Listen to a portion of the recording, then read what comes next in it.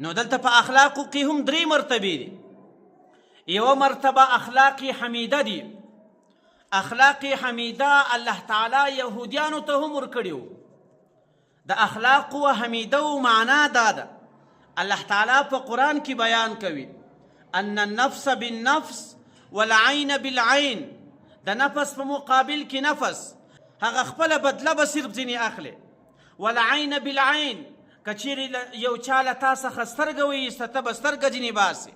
والانف بالانف والاذن بالاذن والسن بالسن، که چیرې ستا یو چا له تا څخه پزه کاټ کړه ته به پزه ځینې کاټې، که یو چا له تا څخه غوږ کاټ کړو ته به غوږ ځینې کاټې.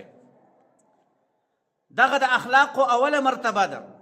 الله تعالی دغه مرتبه یهودیانو ته هم ورکړې وله.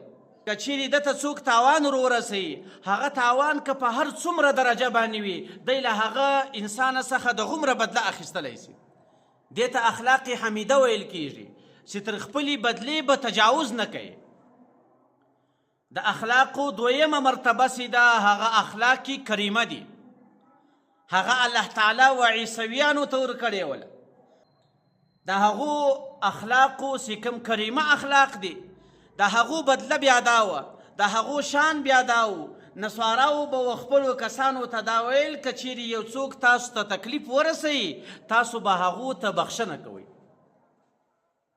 نو د اخلاقو دویمه مرتبه اخلاقی کریمه. اخلاقی کریمه دې ته ویل کېږي چې یو څوک و تا ته تکلیف ورسوي، ته هغه معاف کړي بس. او دریمه مرتبه چې الله تعالی و دې امت مسلمه ته ورکړې هغه اخلاق عظیمه دي.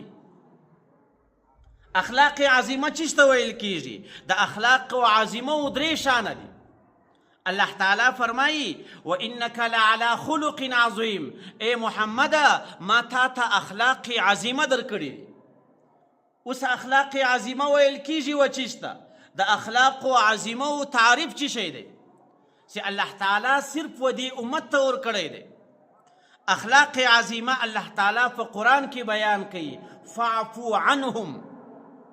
که چیرې یو څوک و تا ته تکلیف ورسوي، پر هغه تکلیف باندې به ته و ده ته بخښنه کوې. او دویمه مرتبه واستغفر لهم، کم چا چې تا ته تکلیف ورسوي، ته به د الله تعالی په حضور کې د هغه انسان دپاره له الله تعالی څخه بخښنه غواړې چې الله تعالی دا کس معاف که. یو ور به په خپله معافوي، تر هغه وروسته به د الله تعالی په حضور کې د ده عذر پیښوي چې الله تعالی له ده څخه غلطي سوې، پر دې غلطي و ده ته ورتېر سه. او دریمه مرتبه وشاورهم فی الامر، دغه کس چې له تا سره یې ظلم وکړو، یو خو به عفو ورته کوې، بل الله تعالی څخه هم د ده په باره کې بخښنه غواړي. دریم دا د وشاورهم فی الامر، دی به په خپلو کارو کې په خپلو مسائلو کې مشاور جوړوي. دی به بیا د انسانیت ته درجې څخه نه باسي، دی به له خپلو متعلقینو څخه نه ختموي چې دې سړي خو ما ته بد راورسویل، په آینده کې به زه له ده سره هیڅ کار هم نه لرم.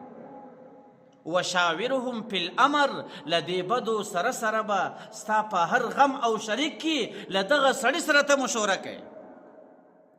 نو دغه اخلاق الله تعالی و محمد رسول الله ته ورکړي دي.